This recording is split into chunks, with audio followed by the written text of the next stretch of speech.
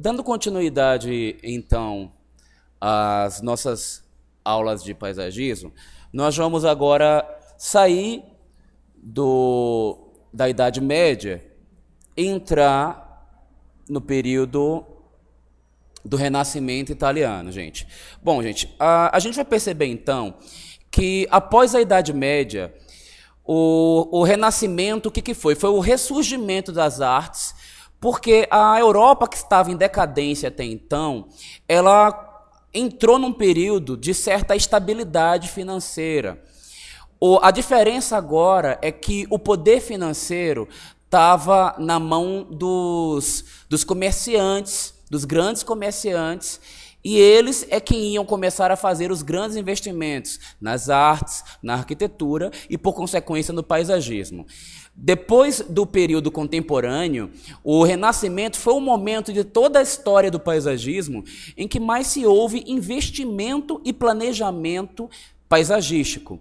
E, por isso mesmo, o paisagismo assumiu uma característica única, uma característica muito peculiar e muito marcante, e até hoje muito influente, principalmente no paisagismo que é praticado na Europa, porque ele tem bases e raízes muito fortes, foi experimentado por pessoas com muito poder, e isso meio que estimulou o desejo, o consumismo das pessoas de até hoje, né? Porque eles se espelham no jardim que foi da Rainha Vitória, no jardim de um grande lorde inglês. Então, isso meio que ficou até hoje como influência mesmo para os jardins contemporâneos.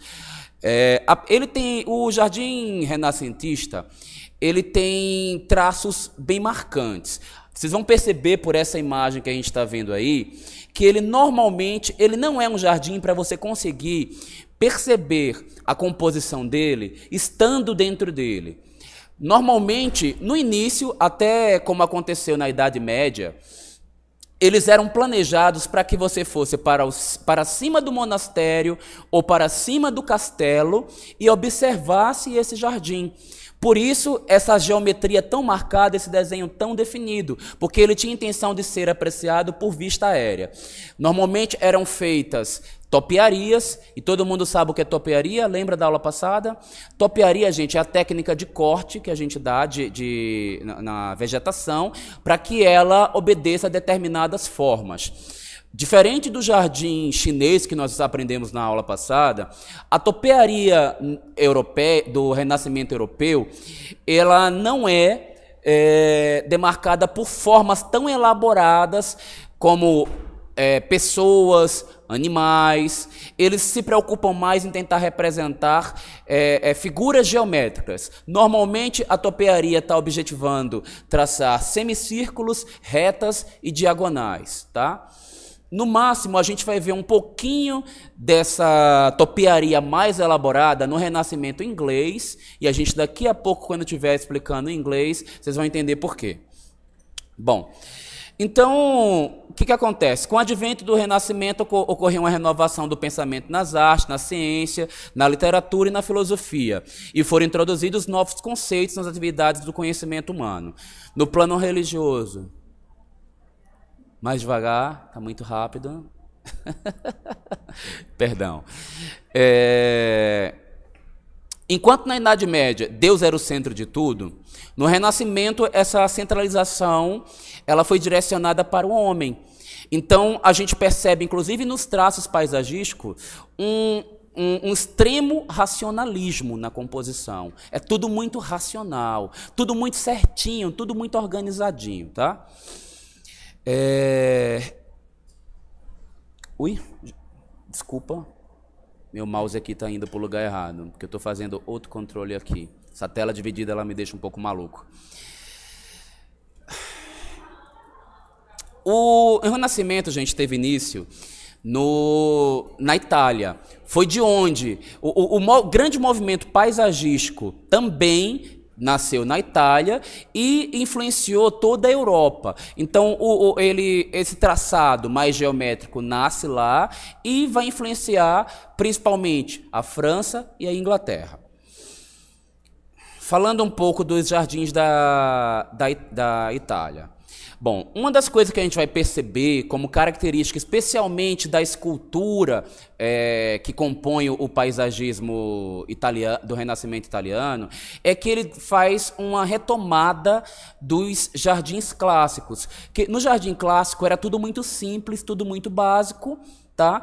Não tinha essas composições, mas tinham as esculturas com a forma humana muito perfeita. E volta-se ao trabalhar com isso num segundo momento. No primeiro momento, a gente tem, na verdade, essa divisão aí.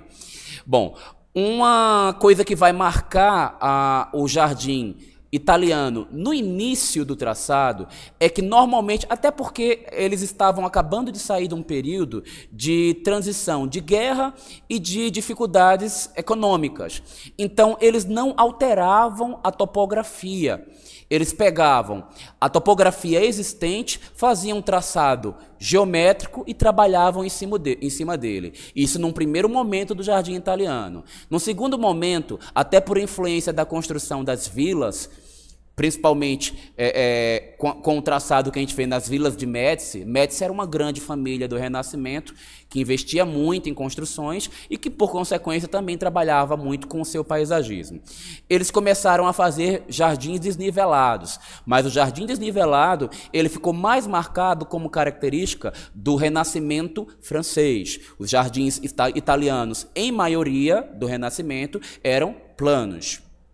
Mas dentro deles, a gente começava a encontrar fontes, também acabavam tendo, no segundo momento, quando eles começaram a desnivelar, muitas escadarias, bancos e estátuas, todos com formatos artísticos, fontes com escalas monumentais e com formas muito elaboradas, justamente porque era um resgate da prática de paisagismo da Antiguidade Clássica. Esse aqui é um desenho, gente, da Villa Médici, que foi desenvolvida pelo Niccolo Tribolo. Eu não sei falar o nome dele, tá? Se é Niccolò Tribolo, é italiano, não sei dizer, tá? E ele meio que simbolizava a maneira que se praticava o paisagismo no início do Renascimento italiano. As formas geométricas ainda não eram muito elaboradas. Normalmente, sempre isso é característica do jardim italiano. Se ele normalmente ele é simétrico, quando ele tem divisões, são também divisões simétricas. E normalmente existe uma referência a alguma coisa que está no seu centro. Existem caminhos que levam ao centro. E a gente vai perceber depois que, funcionalmente falando, essa centralidade, ela tende a desagregar socialmente as pessoas. Isto é bom ou é ruim? Na época do Renascimento, isto era bom, porque o jardim tinha uma utilidade diferente do que ele tem hoje. Hoje a gente quer entrar num jardim para contemplar, para usufruir do que ele tem de diversão ou outras atividades. E então a gente normalmente, ao encontrar com esse centro aqui, a gente tende a não se agregar. O importante é você ter espaços fechados de convivência para as pessoas. Mas naquela época, como era um jardim de contemplação, somente para passeio, para transitar e não para ficar nele, era interessante ter essa condição de centralidade. Aqui, vocês vão ver um outro jardim. Esse aqui sim, já para ser visto de lá de cima. E ele tem uma fonte no centro, como eu falei, né? Vocês percebam que a maioria deles apresentam definições de passeio quase que labirínticas, se é que existe essa palavra, né? Mas existia um conceito parecido com o de labirinto para se chegar ao centro. Tá? Você ia dando voltas porque ia fazendo a contemplação dos volumes e das diversas esculturas de tupiaria. E era muito comum ter um chafariz ou uma fonte, né? A introdução de espelhos d'água, fontes, ou seja, qualquer fonte d'água dentro desse traçado era característica comum também. E notem, né, sempre simétrico. Sempre, figuras geométricas, quando não são retas ou quadrados, são semicírculos, tá? Nossa, eu queria saber como é que é semicírculo aí. É um círculo cortado no meio, né? Um arco, né? Beleza. E aí vocês veem, gente, a maneira como os artistas da época apresentavam o traçado do projeto. Ó. Vocês veem que eles possuem normalmente divisões que apresentam eixos de circulação, e a gente vai perceber que a partir daqui a gente já começa a ver a influência dos projetos urbanos no projeto de paisagismo, porque os projetos urbanos da época, eles obedeciam o traçado romano, que era aquele que tinha uma avenida ou uma rua principal num sentido, uma outra principal cruzando no outro e várias secundárias dividindo meio que em quadras, né? Fazendo várias quadras. Então eles meio que repetiam um pouco desse desenho no traçado. Com a evolução do traçado paisagístico italiano, isso já no Renascimento tardio, os projetos de arquitetura, eles aproveitavam a topografia e faziam jardins desnivelados. E a gente vai começar a perceber aqui, ó, olha no desenho de uma vila aqui, por exemplo, os diversos desníveis que vão acontecer. Então, como eu havia falado, ó, esse outro jardim aqui, ele já apresenta para vocês, ó, diversas figuras geométricas divididas, e notem que, na verdade, existe um nível superior aqui, ó, um nível inferior, e uma escadaria para fazer o trânsito de um nível para o outro. Notem que todos esses eixos, eles apontam para um objeto principal aqui, que é uma fonte. Provavelmente tem uma escultura aqui, está um pouco difícil de enxergar. Ok? E sempre esses eixos, caminhos e esses jardins, eles eram ordenados a partir das topiarias que eram colocadas dentro do plano.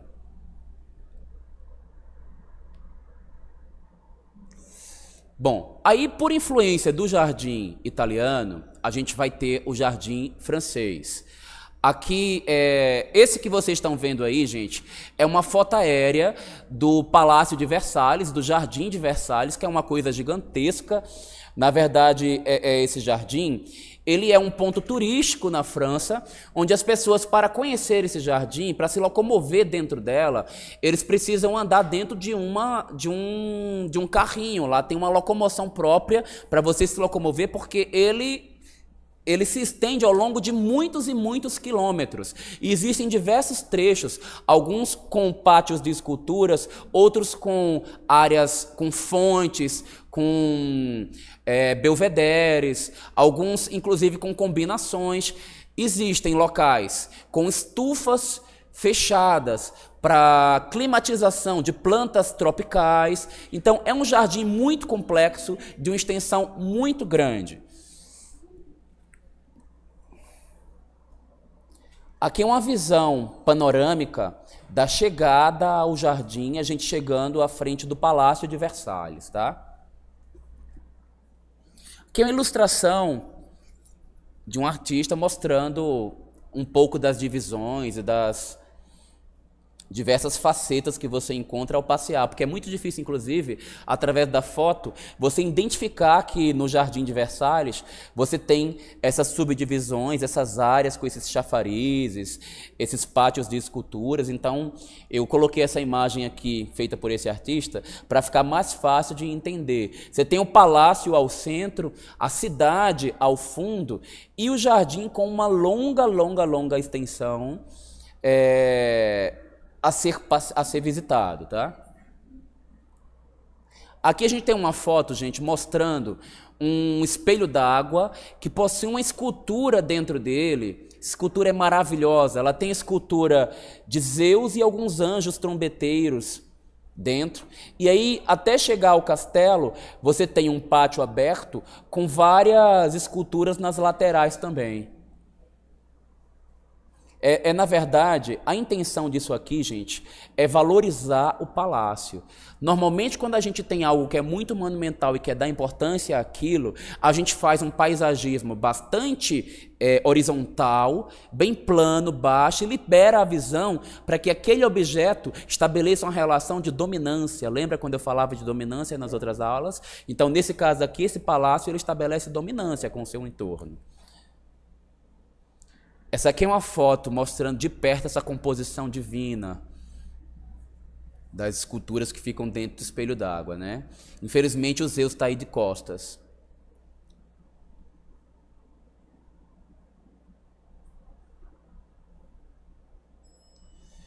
Gente, acho que eu fiz confusão. Eu não sei se aquele que está lá atrás se é o Zeus ou se ele é, na verdade, Netuno. Depois eu vou esclarecer isso, tá? Eu troquei um pouco as bolas. Porque, pela lógica, saindo da água seria o Netuno, tá? Mas quando a gente procura nas descrições dessas imagens, está escrito como Zeus. Esse aqui sim, é um dos pátios que fica em Versalhes e tem uma escultura central que é de Netuno. Quem estava perguntando o que é caramanchão, tem uns caramanchões aqui. Você que estava querendo saber disso, né, João? Porque o caramanchão, ele é, na verdade, uma composição, um suporte volumétrico para que você coloque trepadeiras e eles façam volume. Ele pode ser mais horizontal, mais vertical, ou ele pode ser uma cobertura, um invólucro superior, tá? Uma passagem. O que não pode ser um caramanchão é quando você tem várias vigas, uma do lado da outra, porque aí vira um pergolado. Aqui é um outro trecho, tá? Que aí mostra de novo Zeus. Ele é muito recorrente nas composições do Renascimento. Aliás, toda a estatuária que tem a ver com a religião da antiguidade clássica greco-romana, ela é de novo reproduzida no paisagismo do Renascimento. Por um acaso, eu mostrei Versalhes, que tem várias estátuas, mas no Renascimento italiano é assim, e no inglês também é deste jeito, tá? Agora, como o francês começou a se desenvolver no momento um pouco mais adiantado do Renascimento, ele se tornou mais rico em estatuária, especialmente no caso de Versalhes, que era um grande empreendimento, né? Gente, aqui é um dos pedaços do Jardim de Versalhes, onde nós vemos as ornamentações, os florais e as topiarias. Aí vocês vão perceber, gente, características marcantes que vão aparecer no francês que diferenciam ele do italiano, por exemplo. O italiano, a forma geométrica do italiano, ela é muito presa à reta, ao círculo e ao quadrado. O francês, ele já começa a ter curvas e sinuosidade. Na verdade, eu diria que a característica mais marcante das formas curvas do jardim renascentista francês é a voluta. E não é à toa, isso é por influência dos movimentos do barroco e do rococó que aconteciam mais ou menos nessa época e comparecia à voluta. Lembram disso lá em História da Arte? Todo mundo sabe o que é uma voluta? Aquela curva que ela tem um movimento concêntrico, tipo as perninhas das cadeiras da vovó de antigamente. Vocês não viam que tinha uma volutinha assim, uma curvinha que ia voltando para o centro? Isso aparece de novo no jardim. A voluta é mais ou menos essa forma que vocês estão vendo aí, ó, no paisagismo de Versalhes. Acontecem também, sem ser topeadas, algumas coníferas. Coníferas são esses pinheirinhos, tá?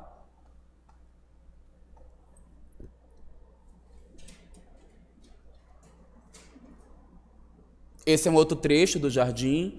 Gente, aí vocês vão ver vários trechos e, na verdade, as fotos também, elas vão aparecer diferentes em determinadas épocas, porque o Jardim de Versalhes, ele tem toda uma estrutura de manutenção. Tem funcionários com carros, com guindastes equipados, para ficar dando manutenção e transportando plantas de um canto para o outro de acordo com a época do ano. Então, tem uma época em que ele fica todo florido, e a manutenção é de um jeito. Acaba a época da floração, a manutenção é de outro.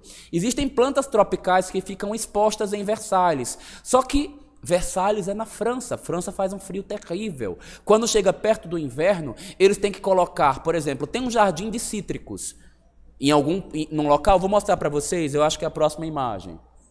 Vamos ver se é essa.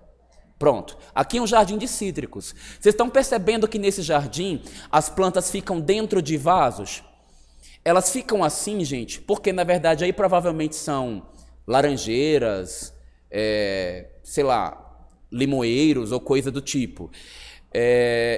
E alguns carrinhos vão pegando essas laranjeiras e vão levando para a estufa para que no inverno essa vegetação não morra. Quando passa o inverno, aí os carrinhos devolvem essa vegetação para cá. E aí, ó, a voluta comparece no desenho, estão vendo? Característica marcante. Notem também que apesar, ó, é simétrico, é geométrico, mas as formas são um pouco mais trabalhadas que no paisagismo italiano e os desníveis são grandes, tá? Você tem um nível aqui onde ficam pessoas, ó, para chegar aqui, ó, desnível é bastante. Aqui é um outro trecho, é uma área de contemplação lá dentro de Versalhes, onde tem umas esculturas. Já é fora daquele local onde o traçado é bastante geométrico, numa área um pouco mais orgânica.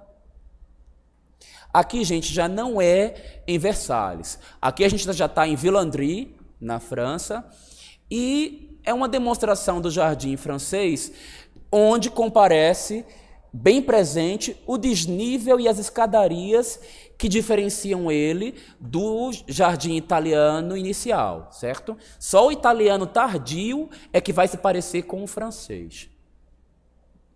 Aí vocês vão perceber também que no Renascimento continua aquele hábito da topearia, combinado também com áreas de hortas e áreas também para jardins de aromas, tá? É muito comum isso no jardim francês. Aqui a gente continua ainda em Villandry. Observem de novo que começam a aparecer muitas curvas, né? Não sei se por um acaso, mas já começa a elaborar um pouquinho mais a forma, deixa de ser somente círculos, arcos e volutas, e aparece aqui um coração de repente, né? Não sei se é essa a intenção, né? Mas eu estou vendo. Notem que as topiarias começam a obedecer um pouco mais de nível, né? Aqui no centro já tem uma forma volumétrica um pouco mais elaborada. Ah, e outra coisa, o jardim francês, ele tem mais flores e mais coloridos do que o italiano, ok? Por que, gente, isso? Porque o italiano começou na época da Europa destruída, e ele foi amadurecendo aos poucos. O francês começou quando o italiano já estava se desenvolvendo, então ele já começou com mais riqueza. Por isso que ele se assemelha ao italiano tardio. Aqui de novo outra foto ainda do jardim de Villandry. É lindo esse jardim. Mas eu quero que vocês percebam uma coisa, gente. A vegetação, o tipo de planta, as formas, a maneira de trabalhar com essas topiarias e com essas esculturas vegetais, ela tem a ver com o momento artístico, cultural e até com o clima dessa região. Tentar reproduzir algo exatamente igual a isso aqui no Brasil é completamente sem sentido. Mas não é pecado você tentar utilizar a influência que essa linguagem tem em algum trabalho, adaptando a nossa cultura, ao nosso clima, às nossas formas e às nossas cores, ok?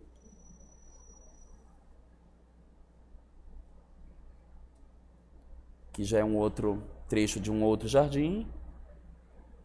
E a gente acaba com o jardim francês entrando no inglês. Bom, olhando assim rapidamente, gente, dos jardins que a gente viu agora, vocês acham que o inglês... Vou passar bem rapidinho algumas imagens para ver se isso inspira vocês. Essas imagens que vocês estão vendo, de todos os estilos que nós vemos até agora, se parecem mais com qual?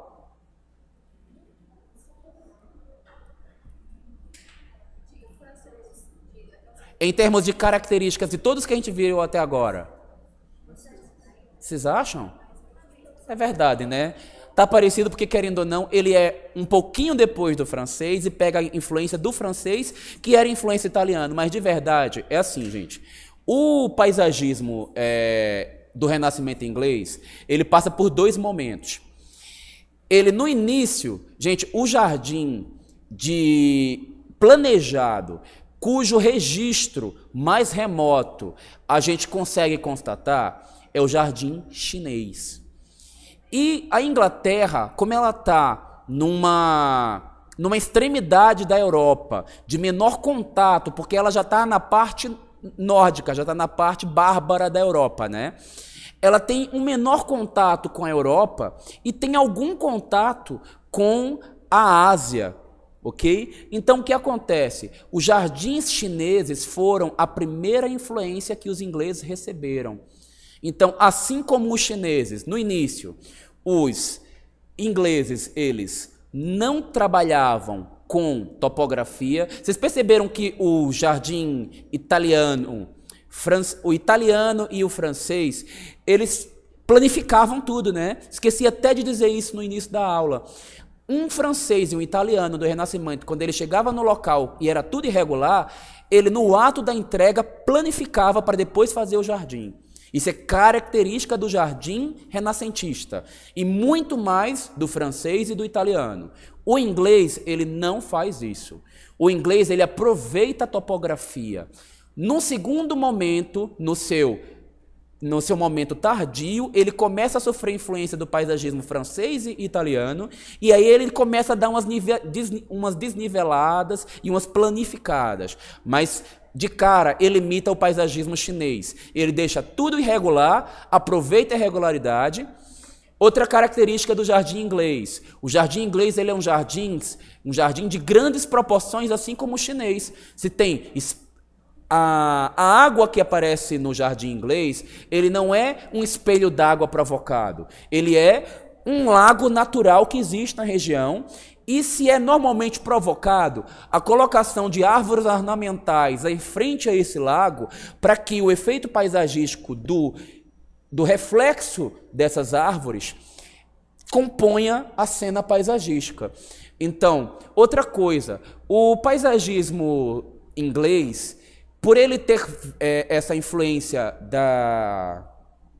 do paisagismo chinês, ele começa, mesmo quando ele começa a fazer as figuras geométricas, começa a introduzir a estatuária da antiguidade clássica, ele faz isso de maneira muito mais orgânica e regular. Você vê que existe algo um pouco geométrico aqui no centro da onde nós colocamos a estátua, e essa estátua está numa área central do jardim, mas logo abaixo tem uma área aqui, ó, uma composição floral completamente regular. E de quem que eles herdam isso? Dos chineses. Outra característica do jardim inglês. Gente, o jardim inglês é o jardim composto com a maior variedade de cores e de flores que existe na história do paisagismo. Ele é muito denso, muito carregado, tem flor para tudo quanto é lado e muita cor e muito colorido misturado. Vocês estão percebendo por essas duas imagens que eu coloco, né? Que ele tem isso de forma bastante adensada. Vamos andar um pouquinho mais. Então, ó, vocês vão perceber que é recorrente no paisagismo inglês, primeiro, o romantismo, a água natural de lagos, como existia no jardim chinês, mas com uma diferença. No jardim chinês, você meio que fazia o lago penetrando na casa e a casa por cima do lago, um meio que participando com o outro da composição, né? No jardim inglês, não. O lago fica à frente e a construção fica ao fundo para que ela apareça refletida no lago. Normalmente tem pontes. As pontes, elas têm um momento curvo da influência francesa, mas elas têm um momento reto também com os balaústres. Balaústres são aquelas coluninhas ornamentadas que nós vemos da influência romana, aquelas todas decoradas, cheias de trabalhinhos de rococós. E aí, ó, olha aqui o reflexo, que é característica, né, desse tipo de paisagismo. Essa cena aqui, gente, é a cena de um jardim muito famoso da Inglaterra, tá? É um jardim onde foram feitas composições de árvores bem coloridas, e esse efeito do reflexo aqui, ele inclusive, ele é papel de parede de muita gente, no computador de muita gente aí, tá? Essa cena ela é bem famosa. Oi. Vou mandar para vocês na apostila, que eu não lembro. Não lembro. Mas você quer saber direitinho o nome dela agora? Me dá um tempinho. Eu mando para vocês depois. Na verdade, quando eu mandar esse material, quem for baixar, quem estiver assistindo agora também pela internet, eu estou falando isso porque isso está gravado para alguém assistir depois, né? Abre a apostila que eu vou colocar aqui embaixo de inglês o nome desse jardim, tá? Aliás, para todas as imagens eu vou corrigir esse material e quando eu postar ele na internet, eu vou colocar com a referência de cada foto dessa, quem é cada um desses, tá? Na verdade, eu já comecei, ó. Esse aqui a gente já sabe que é do Palácio de Blenheim. Acho que é esse o nome, tá? Em inglês eu tenho um pouco menos de dificuldade. Então, gente, ó, nesse aí, nós já estamos no momento do jardim inglês, onde a influência do jardim italiano é mais forte. Então, a gente tem o espelho d'água projetado e a estatuária comparecendo, né? Mas sem perder a característica do jardim inglês, ó, o prédio alto, o monumento ao fundo e a imagem do prédio refletido na água.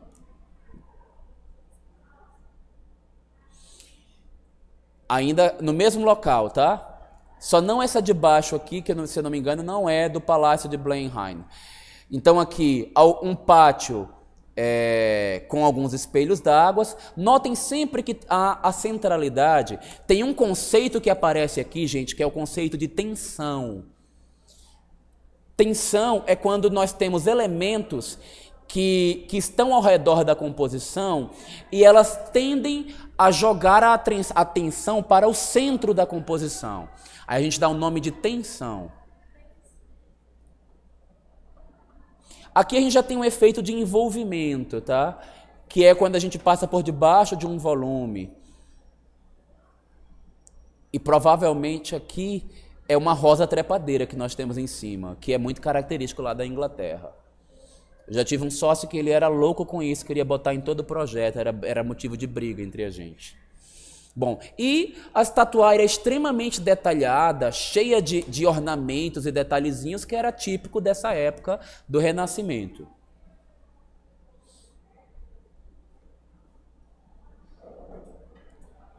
Aqui já estamos em outro local, tá? Já estamos no... Ai, Jesus, no Heathcote Manor, que é um outro jardim.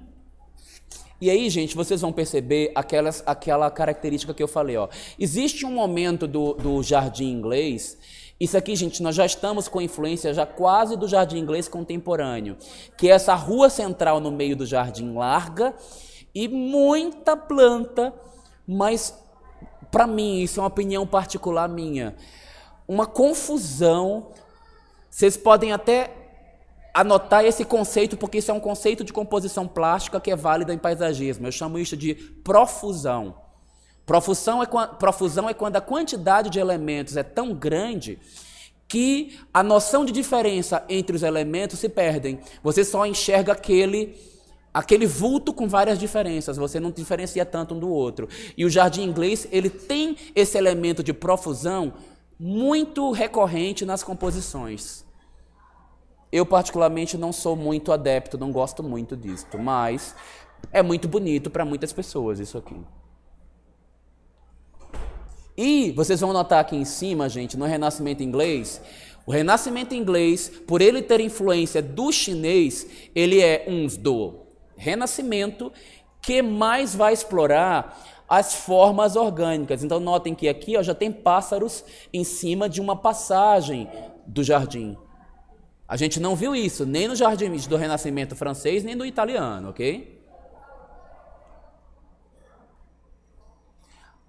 Aqui já é o jardim de Hellingham.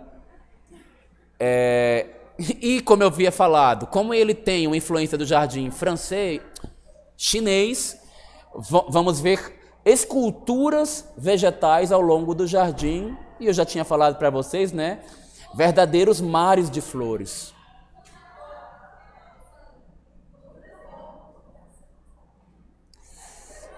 Aí aqui de novo a tendência ao labirinto, que é característica, aquela área central que eu falei para vocês, que a gente tem nos jardins. Coníferas sempre vão aparecer, ó, marcando a entrada. Isso aqui, gente, a gente pode chamar de emolduramento, tá? Aqui no Brasil, se a gente fosse fazer um paralelo dos emolduramentos que nós usamos, nós trabalhamos muito mais com palmeiras. Os europeus usam para emoldurar a entrada e para marcar. Emoldurar a entrada com vegetação vertical, gente, valoriza qualquer edificação. É um recurso que quase todo paisagista usa na entrada das edificações. Quer valorizar a entrada, emoldure-as com vegetação vertical. Na Europa, muito comum com coníferas. No Brasil e nos países tropicais, muito comum com palmeiras. E aqui a gente já tem o Stuttgart Garden. Tomara que eu tenha falado correto, porque senão o mundo inteiro depois vai escutar. E aí vocês vão perceber também que é outra característica do jardim inglês. As grandes árvores coloridas, na verdade elas são coloridas, gente, porque isso é uma característica da flora europeia, especialmente dessa região. Elas, numa determinada época do ano, elas são verdes. Na outra, elas ficam amareladas, alaranjadas e avermelhadas. E esse colorido refletido na água, essa ponte que sobe e desce, ela é uma característica também que a gente até hoje reproduz nos jardins, que é a influência do Renascimento inglês. Essa ponte fazendo a curvinha, tá? E não ela reta. E eles herdam essa curvinha do chinês também, tá? Só que percebam que aqui ele já não faz como o chinês. Por influência dos romanos, eles fazem essas arcadas de sustentação da ponte. Aqui, gente, nós já estamos em Hampton, no momento do paisagismo do Renascimento inglês, em que já estava totalmente influenciado pelos jardins franceses e italianos. Então, o jardim passa a ser extremamente antropizado, totalmente planificado, simétrico, com muita topearia, e aí eles avançam, né? Como eu falei para vocês, olha os pássaros aqui. Esses pássaros já não são tão comuns no Renascimento italiano e no francês. As esculturas começam a aparecer, e não estou demonstrando aqui, mas é bom vocês perceberem como o Renascimento inglês ele acontece mais ou menos no momento do gótico, tá? Então, algumas estátuas de gárgulas e de criaturas estranhas começam a comparecer também no paisagismo. Infelizmente, eu não consegui elencar umas fotos para mostrar para vocês, mas fiquem atentos para que isso é também uma característica notável, tá? Alguém tem pergunta, dúvida, gente? Professor, quantas árvores? Tipo, eles não esperavam crescer, né? Eles implantavam árvores adultas já? Repete a pergunta. Eles implantavam as árvores adultas já no jardim ou não esperavam crescer? Olha só. Tanto naquela época quanto hoje em dia, quando a gente planeja um jardim, a gente precisa normalmente adquirir as plantas em forma de mudas. Elas já vêm um pouco crescidas, vêm adolescentes. Depois que elas estão com... E a gente faz o projeto e desenha como se ela fosse adulta. E na hora de implantar, a gente coloca ela pequena, prevendo que ela vai ocupar um determinado espaço. Eu, sinceramente, eu não sei como que foi de todos esses movimentos aqui que eles colocavam, mas provavelmente eles colocavam as mudas, as plantas iam crescendo, e à medida que elas iam crescendo, eles iam topeando ou transportando, que é exatamente o que nós fazemos hoje em dia. Agora, tem uma coisa que é importante saber. Quanto maior o investimento que você tem para fazer esse projeto, mais você tem a chance de já fazer tudo com ele adulto. Porque você pode projetar um projeto já para ser lindo e maravilhoso, com tudo adulto e crescido, só que você tem que dispor de muita grana. Vou dar um exemplo para você. Uma muda de uma fênix canariense custa R$500. Uma fênix canariense adulta custa R$20 mil. Então, você vai pagar um preço muito alto se você quiser um jardim todo já adulto, maravilhoso. Normalmente, a gente faz o seguinte, a gente escolhe metade das plantas, de maneira que elas, sendo jovens, já sejam bonitas e já deem a beleza do jardim, e pensa que, num segundo momento, o jardim vai ter outro plus, quando a outra metade, que só vai ficar bonita quando for adulta, crescer. Então, a gente tem que pensar nessas duas coisas ao projetar um jardim, e provavelmente eles também pensavam nisso. Mais dúvida, gente? Então vamos dar uma paradinha aqui.